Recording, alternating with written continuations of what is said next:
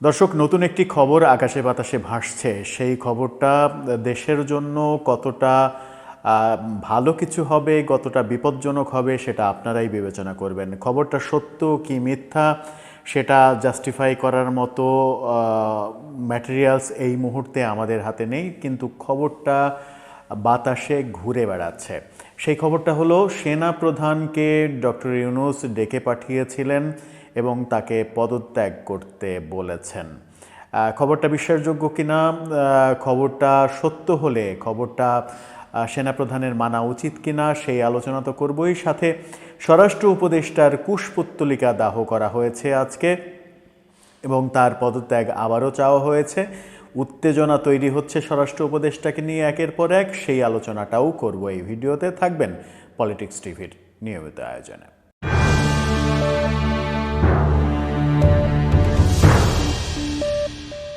দর্শক, পলিটিক্স টিভির নিয়মিত ভিডিওগুলো এখন থেকে স্পন্সর করছে প্রজাপতি.টিভি ওটিটি প্ল্যাটফর্ম। আপনারা চাইলে এই মুহূর্তে ইউটিউবে, ফেসবুকে, ইনস্টাগ্রামে, টিকটকে ফ্রি দেখতেও পারেন। চলে যাচ্ছি মূল ভিডিওতে। বলছিলাম, সেনাপ্রধানকে ডক্টর ইউনূস ডেকে পাঠিয়েছিলেন এমনটা শোনা যাচ্ছে। সেনাপ্রধানকে কেন ডেকে পাঠালেন? কারণ কদিন আগে সেনাপ্রধান রীতিমতো বোমা ফাটিয়েছেন। সেনাপ্রধান সরকারকে এবং সমন্বয়কদের সাবধান করে দিয়েছেন। দেশের সার্বভৌমত্ব নষ্ট হতে পারে এমন কর্মকাণ্ড চলছে, মব চলছে। আইনশৃঙ্খলা পরিস্থিতির অবনতির জন্য এই মব কালচার দায়ী, পুলিশের নিষ্ক্রিয়তার জন্য পুলিশের বিরুদ্ধে সরকারের অহেতুক অ্যাকশন দায়ী। এমনভাবে সরকারের নানা রকমের সমালোচনা করে সরকারকে রীতিমতো বেকায়দায় ফেলে দিয়েছেন।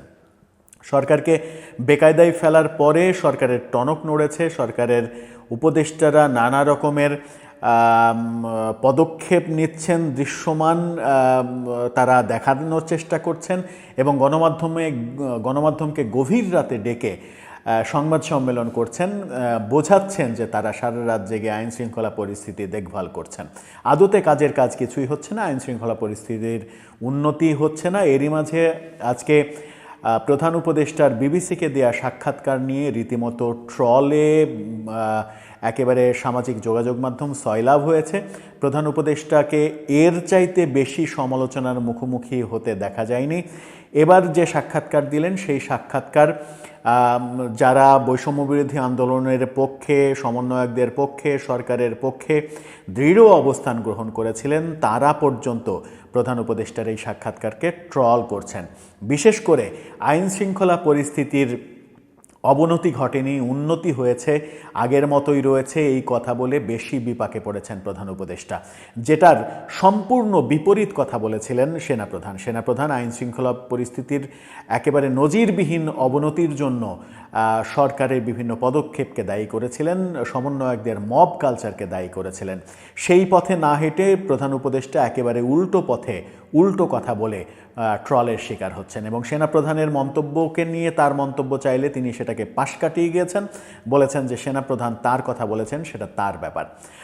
এরকম আলোচনার মধ্যেই একটা ব্যাপার ছড়িয়ে পড়েছে, সেনাপ্রধানকে নাকি ডক্টর ইউনূস ডেকে পাঠিয়েছিলেন এবং তাকে পদত্যাগ করতে বলেছেন। সেনাপ্রধানকে পদত্যাগ করতে বলার এই ঘটনা যদি সত্যি হয় তাহলে দেশে বোধহয় আরও বড় ক্রান্তিকাল আসছে। যদিও এই ঘটনার সপক্ষে কোনো এভিডেন্স এখন পর্যন্ত গণমাধ্যমে আসেনি, এটা কানাঘোষা চলছে। বিদেশ থেকে একজন ইউটিউবার খুবই বোল্ডলি এই কথা বলেছেন বলেও শোনা যাচ্ছে। তার ইউটিউব কন্টেন্টে তিনি একেবারে স্পষ্টভাবে বলার চেষ্টা করছেন সেনাপ্রধানকে তিনি ডেকেছিলেন, প্রধান উপদেষ্টা ডেকেছিলেন এবং তাকে পদত্যাগ করতে বলেছেন। সেনাপ্রধানকে তিনি অনুরোধও করেছেন যে তিনি যেন পদত্যাগ না করেন। সেনাপ্রধানকে পদত্যাগ করতে বলছেন প্রধান উপদেষ্টা, এই কথা ছড়িয়ে পড়ার একটা ব্যাকগ্রাউন্ড তো নিশ্চয়ই রয়েছে। ব্যাকগ্রাউন্ডটা হলো সেনাপ্রধানের যে বক্তব্য এবং আজকে প্রধান উপদেষ্টার যে বক্তব্য, বিবিসিকে দেয়া সাক্ষাৎকারে যে বক্তব্য, সেই বক্তব্য একেবারে মুদ্রার এপিঠ ওপিঠ।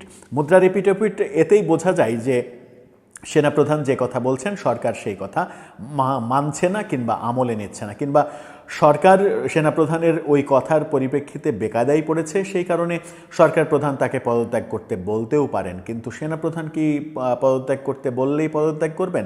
আর সেনাপ্রধান পদত্যাগ না করলে সরকারের কি এই মুহূর্তে ক্ষমতা রয়েছে সেনাপ্রধানকে অপসারণ করার? আমার মনে হয় নেই, কারণ সেনাপ্রধানকে অপসারণ করার ক্ষমতা একমাত্র প্রেসিডেন্টের হাতে, যে প্রেসিডেন্ট কিনা বর্তমান সরকারের হাতে নেই।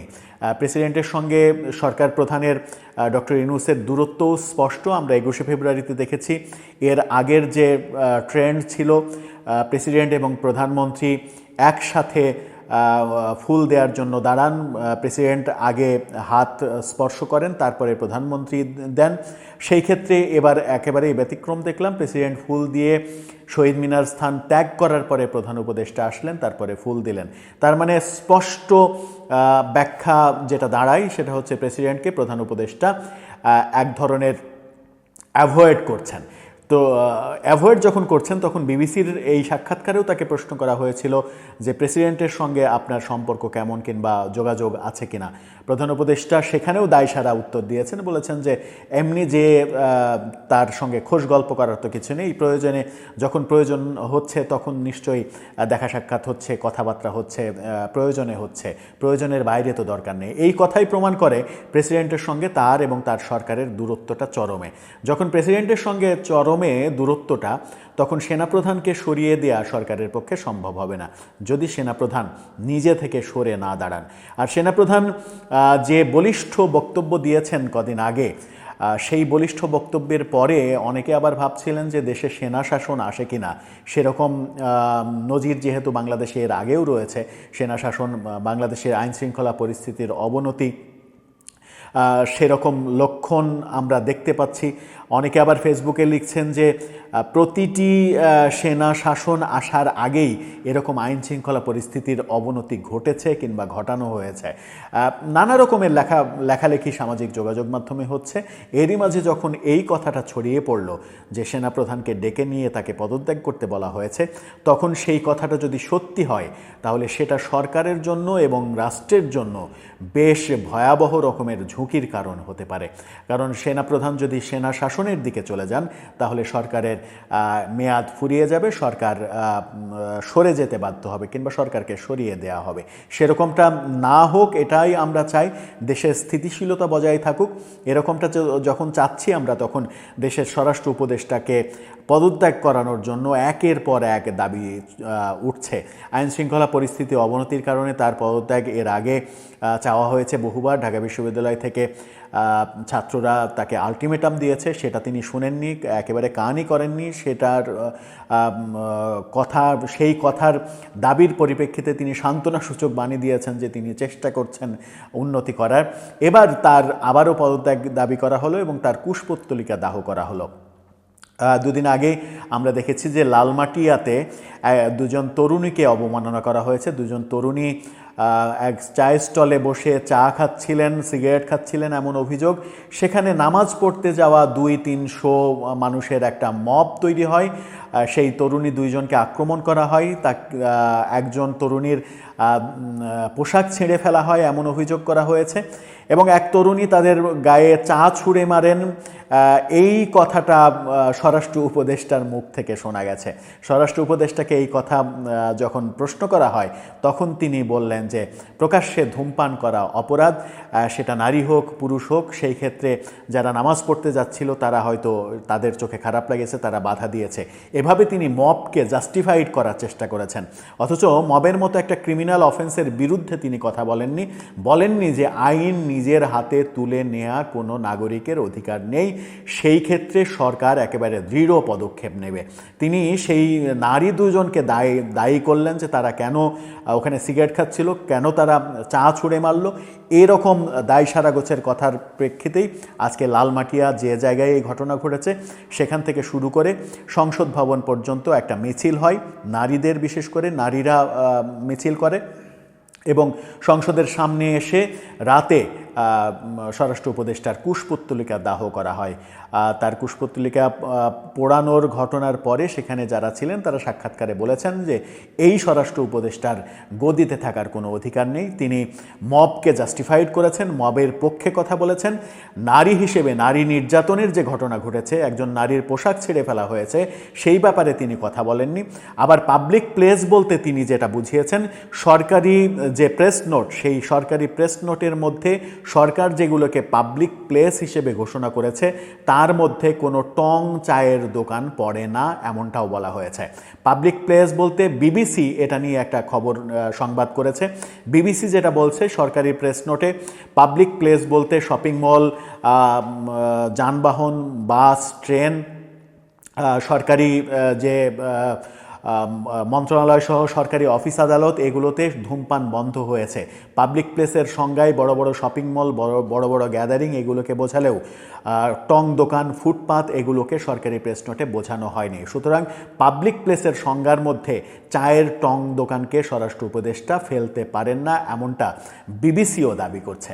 আবার স্বরাষ্ট্র উপদেষ্টা এই যে পাবলিক প্লেসের কথা বললেন, পাশাপাশি এটাও বলেছেন যে রোজার দিনে ওপেনে সিগারেট খাচ্ছিল এই দুই তরুণী, এমন কথা তিনি বলেছেন। কিন্তু যারা আজকে মিছিল করলেন, তার কুশপুত্তলিকা দাহ করলেন, তারা স্পষ্টভাবে দাবি করলেন যে এটা রোজার দিনের ঘটনা নয়, রোজার আগের দিনের ঘটনা। সুতরাং স্বরাষ্ট্র উপদেষ্টা যেটাকে রোজার দিন বলে চালিয়ে দেওয়ার চেষ্টা করলেন, সেটাও একটা মিথ্যাচার। এখন ব্যাপার হচ্ছে, স্বরাষ্ট্র উপদেষ্টার যে এত বার তার পদত্যাগ চাওয়া হচ্ছে, এবার তার কুশপুত্তলিকা দাহ করা হলো এবং পাবলিক প্লেসের সংজ্ঞা একজন উপদেষ্টা হিসেবে তিনি জানেন না, না জেনে মবের পক্ষে কথা বললেন। এই যে মবের পক্ষে কথা বলা, মবের পক্ষে অবস্থান নেওয়া, মব দেখেও নিষ্ক্রিয় থাকা, এই কারণেই যে আইন শৃঙ্খলা পরিস্থিতির অবনতি হচ্ছে, যেটা সেনাবাহিনী প্রধান স্পষ্ট করে বলেছিলেন, সেই কারণেই সেনাবাহিনী প্রধানের এই কথাটা অনেকের চক্ষুশূল হয়েছে। দর্শক, আপনার কি মনে হয়, সব মিলিয়ে কি হতে যাচ্ছে? সেনাপ্রধানকে সত্যিই কি পদত্যাগ করতে বলা হয়েছে? আর সেটা যদি বলা হয়েই থাকে, তাহলে তিনি কি পদত্যাগ করবেন, নাকি আবার দেশে বিশৃঙ্খল পরিস্থিতির সৃষ্টি হবে, যেটা আমরা কেউই চাই না? আপনার মতামত জানিয়ে লিখতে পারেন আমাদের কমেন্ট বক্সে।